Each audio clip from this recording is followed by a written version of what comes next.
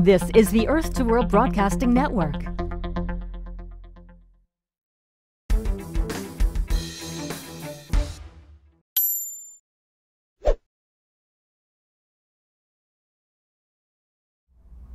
Hi, welcome back to HFO-TV. I'm Greg Frick, partner with HFO Investment Real Estate.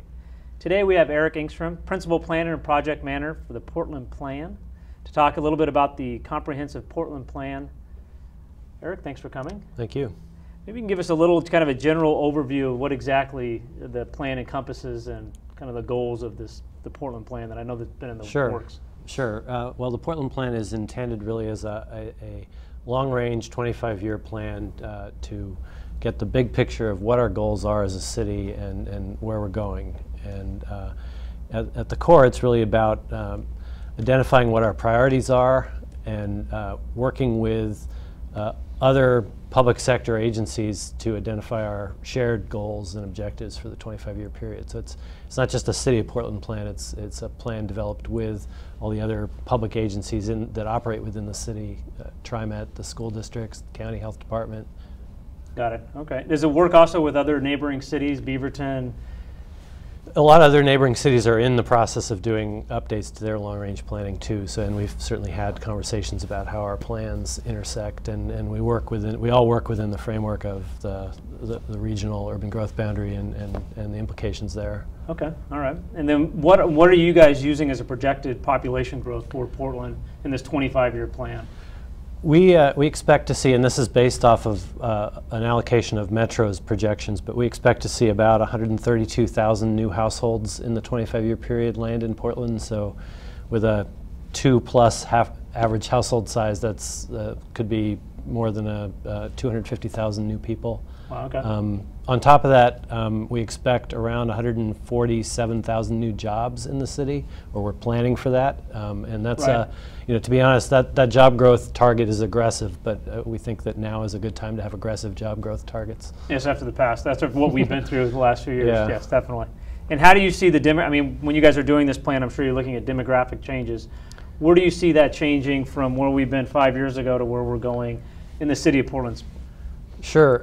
Well, there's a number of interesting trends that we've been tracking that are going to make a big difference over the 25-year period. One is, Portland is a relatively young city right now, but as most of the country, we're seeing the kind of the baby boom generation age, and that's affecting the number of people over 65 is increasing.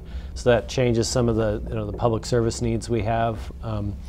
Right now, we are, as a city, about 28% of the population is non-white or identifies as Hispanic, but when you look at the youth, school-age youth, it's more like 36% people of color, and another 18% identify as Hispanic. And so to get a sense of the 2035 demographics, all you have to do is go to a Portland elementary school classroom, right, and look around.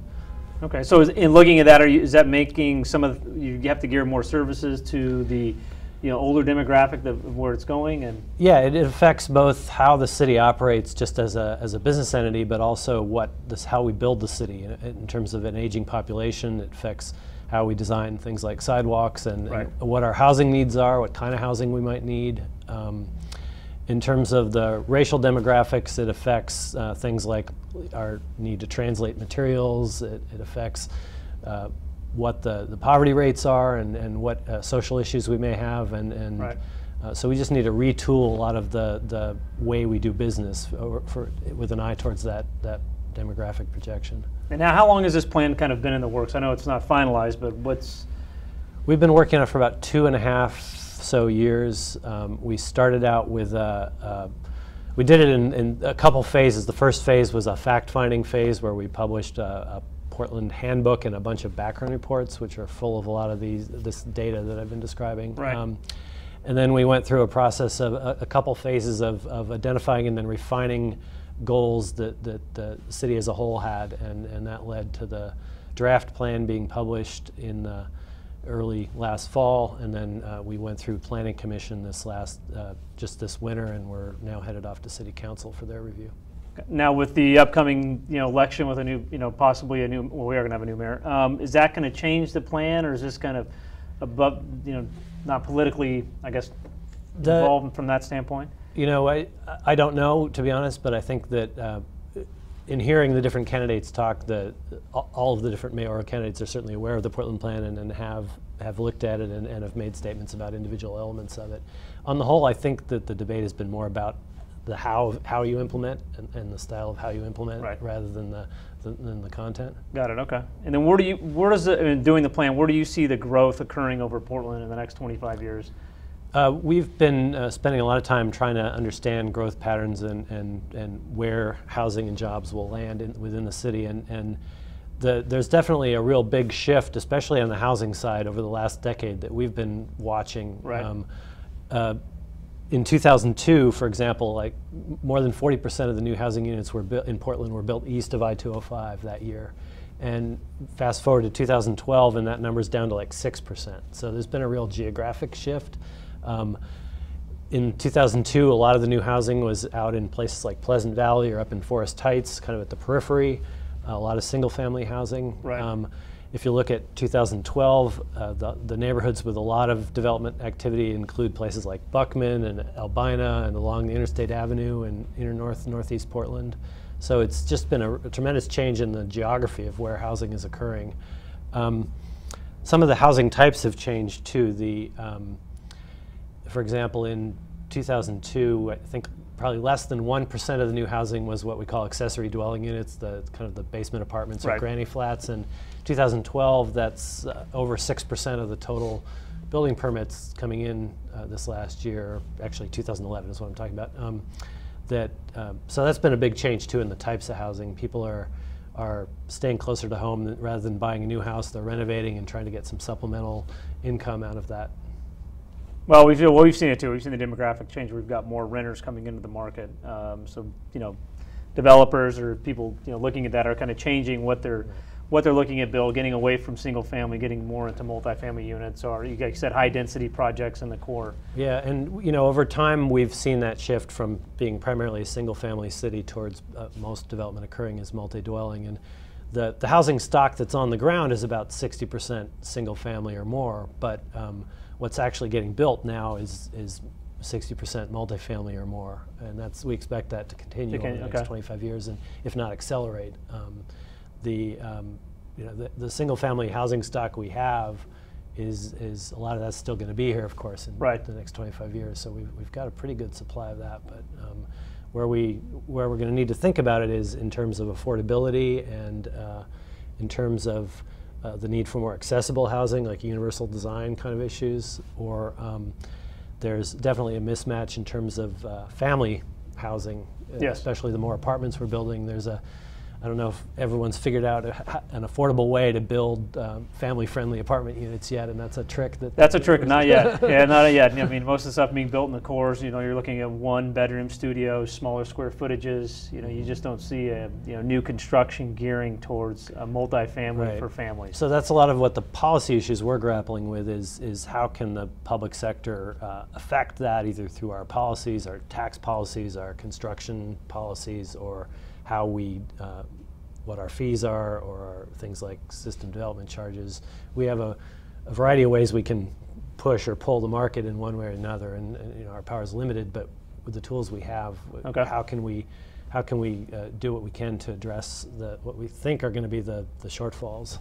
So the idea behind the plan was to kind of get, find the goals, get a structured plan how we're going to reach those goals, and that's going to trickle down to all the other departments within the city, and as to decisions they're making, or hopefully everybody's on the same directional path. Right, and again, it's not just a City of Portland exercise. It was intended as a way to get all government agencies on the same page that operate within the City of Portland. Okay. So, what goals do we have collectively as a group of agencies that are responsible for the public sector activity in the City of Portland, and so that ranges all the way from education to transportation to growth management, and the Bureau of Planning's role in the implementation side is more on the growth management and building side, and setting up what are the tools that we can use for that. But the Portland Plan was a broader exercise to really set the larger scale goals, and again to recognize that there aren't going to be a lot of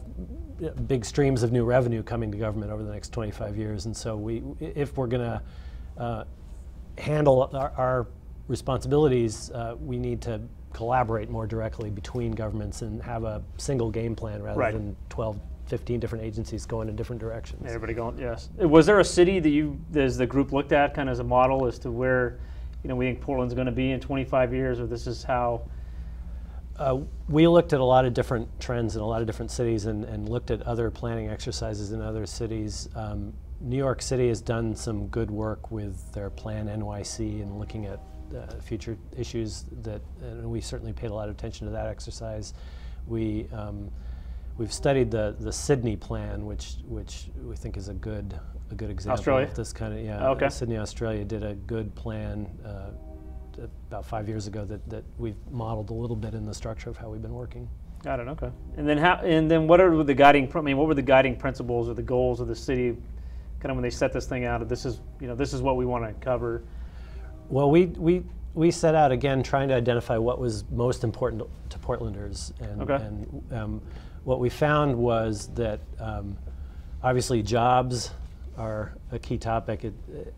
It'd be hard to do any planning exercise right now without jobs coming up, I think. But employment and jobs was one of the top priorities. Education was the top priority, and then having a healthy, productive city was another priority. So the three strategies that came out of the plan were focused on education and how do we support the positive development of youth, and then how do we create prosperity and maintain affordability at the same time as a second strategy. And then the third strategy, Healthy Connected City, was about what the city does in its investments that can affect public health and livability and those aspects of the city. Okay. And so together those three strategies are the core of the Portland plan, and all of the actions that are part of the plan hang from those three strategies. Right, so it's going to fit in one of those three buckets. So basically what we're saying is that government activity and enterprise within Portland, this is our collective set of three priorities over the next 25 years that we think make sense. Another big part of the plan was equity, and this goes back to some of the demographics I cited earlier, and just some of the economic reality too of increasing economic disparity within the population, and that putting aside all value statements about whether that's good or bad, it's more expensive and more difficult to do the business of government when you have larger inequities and more sort of social friction in the city. Right. And so one of the big dynamics that we're concerned about is just the increasing inequities within the city economically, and what that's going to do to this sort of the civic life of the city over time. And right.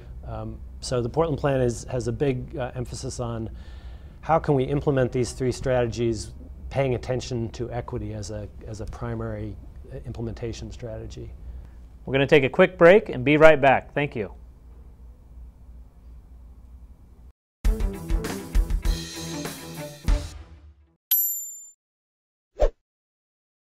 So I know for like a multifamily investors and developers, one question would be how do you foster development that's going to be non Class A top of the rent level Right. multifamily. How do you what could the plan do, or what are the levers the city could use to foster development Right. of medium income the renter pool? Well, we're looking at a variety of different approaches. In the plan, there are some strategies that look at what are our traditional kind of public money housing programs and where they're focused. And some of the examples of policies in the plan would include maybe a greater emphasis on aligning some of those housing resources to families who have school-age children in the schools who might be at risk if you move the kids around too often. So trying to create some stability in housing. And so that's an example of trying to link the two strategies together and really, if our priorities are education and affordability, how can you connect the dots? Right, right.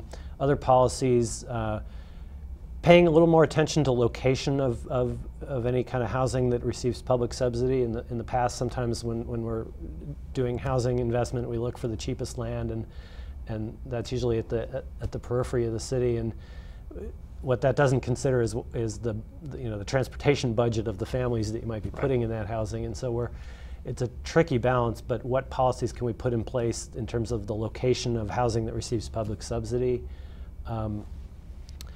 There are a number of programs that we're interested in expanding related to energy use in multifamily. You may have heard of the Clean Energy Works program for single-family homes, and I think there's a desire to expand that kind of thinking into the multifamily world and figure out a way to do more aggressive energy retrofits in partnership with the private sector. Yeah, no, we've done a lot of things with Energy Trust here in town. Retrofits of windows, insulations, and other things. Low flow toilets and things like that. But try to go to the next level. Right. So there's definitely some private-public partnerships, I think, in terms of energy that would benefit affordability in the housing market, not just the initial affordability, but the cost of living in a unit. Right.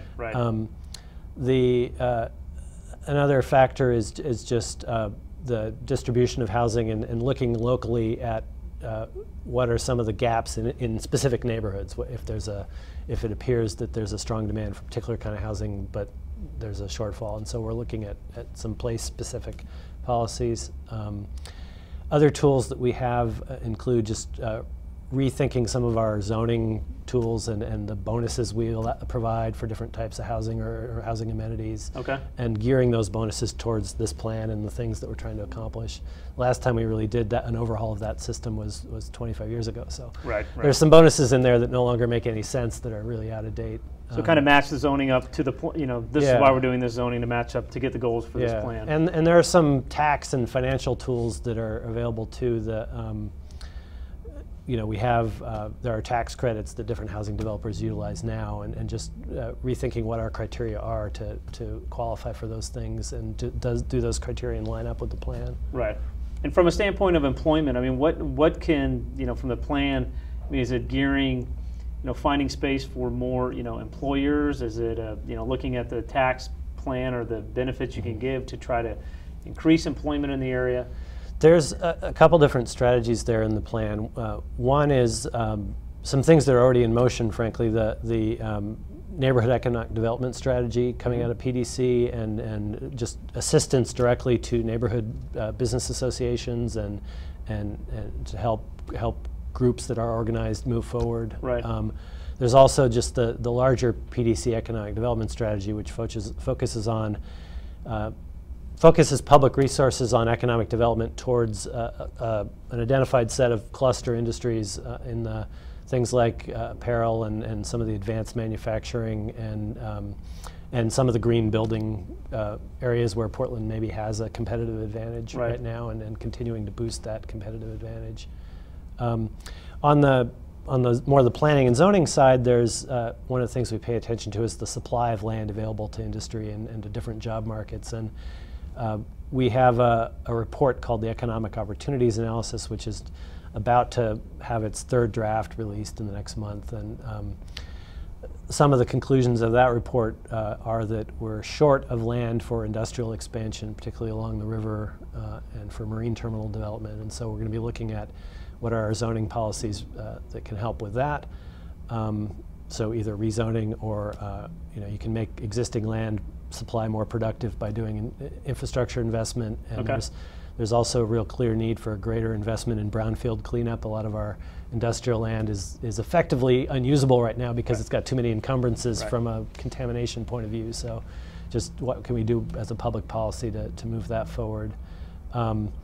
Another category of land that potentially we're a little short of is colleges and hospitals have been one of the fastest growing job industries in the city over the last decade, and a lot of them are in neighborhoods or kind of in a campus environment where the planning of their growth is a public issue that will affect neighborhoods, and how can we encourage their growth, but at the same time maintain or the neighborhood, manage the livability rubs that will occur as that happens.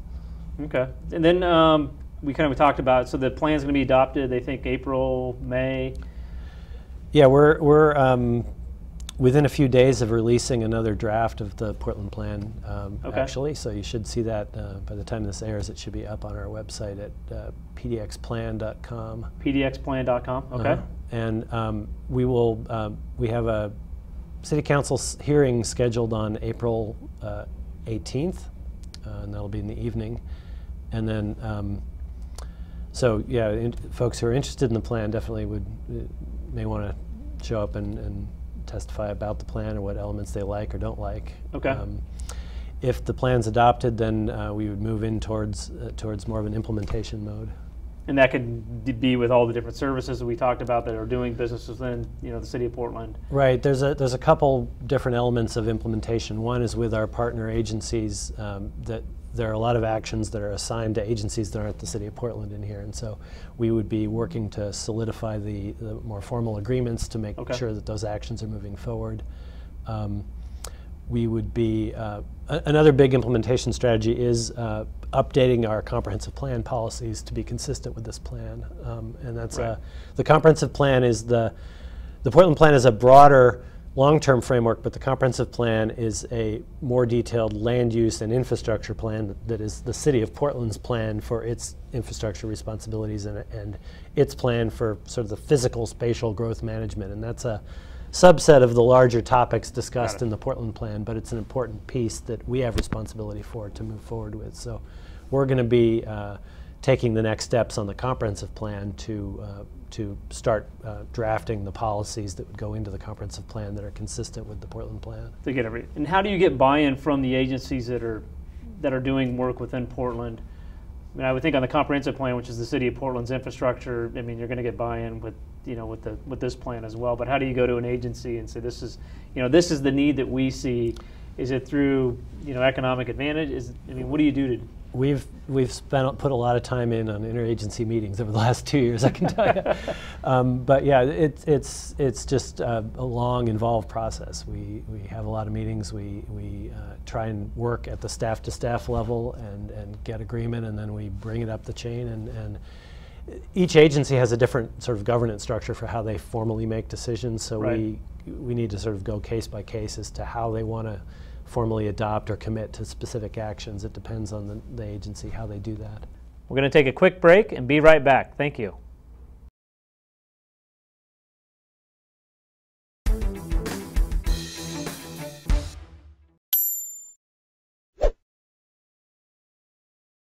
A lot of apartment owners and developers know the urban growth boundary, which is the metro. We talked a little bit about maybe looking at rezoning or for better use or highest and best use on some land. How does that work in this whole, the metro with the urban growth boundary? Well, Metro makes the decision on the urban growth boundary, and they do that based on their job and population projections over the long term. And our part of that is the Metro is looking at each city's individual understanding of their land supply and what issues that arise there. And so we essentially have to report our numbers to Metro, and they report their findings to us, and it's a back and forth process. If we find that we're short of land in a particular category and can't resolve that shortfall, then that's an issue that goes up to the Metro level, and that's sort of the input to the growth boundary kind of decisions. It's a little more complicated in our case because some of the like for example with marine terminal land shortfalls, there isn't any other place but Portland you could put a marine terminal. There's not a river out in Hillsborough, so that's sort of our issue. But on the housing side, the way it relates is that how much housing Portland has the capacity to handle has a direct impact on how much the regional shortfall may be in terms of the needed expansion of the UGB. So we try and figure out what our realistic capacity is for additional housing, and we try and truth that against what we see the market doing. There's a distinction between the theoretical capacity we may have based on zoning and the more realistic capacity based on market feasibility. So we may allow 20-story apartment buildings in Gateway, for example, but the market's not ready to deliver that. So we've had those discussions with quite a few landowners out there. Yes. Yeah. So the zoning doesn't match actually. We have to do two calculations, and the thing we report to Metro is actually the realistic needs. So we have to adjust the zoned capacity and say, well, we think this is within the 25-year horizon. these are the floor area ratios, for example, that we might be able to see in Gateway over the long term, or along our commercial corridors. This is the amount of infill we expect to realistically see, and our sequence in doing that is to look at the land prices and see what that's doing, because that has a big effect, obviously, in what pencils out. We do a lot of modeling to try and understand what the sort of building feasibility at different land prices will be, and project what that will do over the long term, and look at which neighborhoods we expect to have the most activity based on that. And then we truth it against what's been happening in the past 10 years, and that's if we're seeing a lot of 4/1 apartment buildings on Belmont and Alberta and Mississippi now, then that's a good sign that that's probably going to, unless something big changes, that we expect to see more of that. So. Okay, and then on the employment side, is it? I mean, we kind of talked about the employment numbers, what we see in the next 25 years. Is there specific industries that, as a comprehensive plan or the Portland plan, where you say this is where we're going to see the growth based on where we've been, or this is what we want to focus on, or how do you? Yeah, there is a specific industry breakdown, and then we also have to try and project what our desire is. Right. And that comes down again to we want to provide living wage jobs. The dilemma is that in Portland, a family needs at least $30,000 or $40,000 of income to sort of survive in the city right now. That's our estimate. And problem is things like retail jobs often pay maybe only on average $26,000 or something like that. And so we have to be pretty conscious about what kind of jobs we're seeking and understanding that. We're always obviously going to have retail as a component, and that's important, but in terms of our government effort to attract jobs, we want to keep the eye on the ball in terms of looking at those jobs that are going to be living wage jobs. And that's mostly what we call the traded sector, which is business that's actually selling goods and services to people outside the region, so they're bringing money into the region as opposed to just sort of recirculating the money that's in there. Got it. Okay. Well, it's the same thing that we're looking at from a development side from apartments is, there's going to be a kind of a cap until you see wage inflation or higher paying jobs. There's a limit to what people can pay for rent. Right. And that's just going backwards, and it's going to limit it to what you can develop and just working it all the way down. Yeah, and we're trying to do the same thing basically, and understand where we're going to have, where the theoretical growth projections crash into the market reality there. And places like downtown Portland, for example, there's a tremendous demand, it appears, for housing in the central city. The cost of developing housing in the central city is high, and especially when you go tall. And so there's a disconnect between the types of housing we need there from just a public policy perspective and the types that the market is likely to be able to produce. And so, right at this time.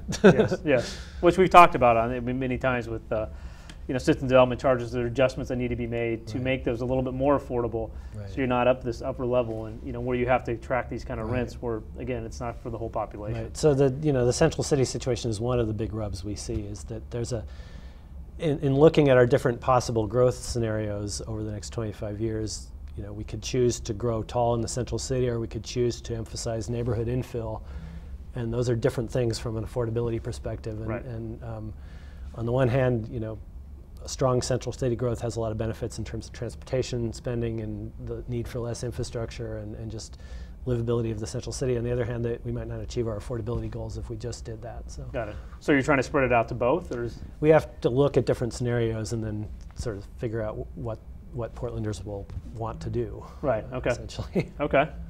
And do you have any final thoughts on the Portland plan? And in regards to, we said the website where people can go and see, and I guess hear the next draft that comes out.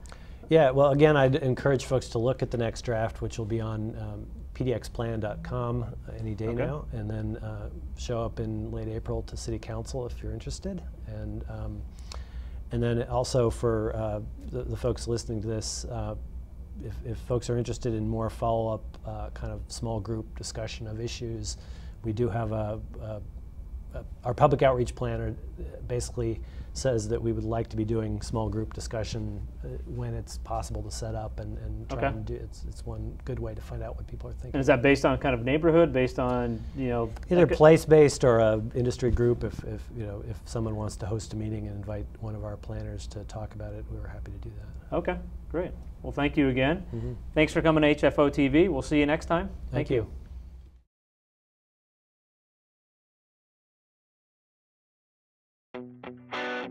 Feel free to learn more about our firm by visiting our website or calling us directly. Thank you.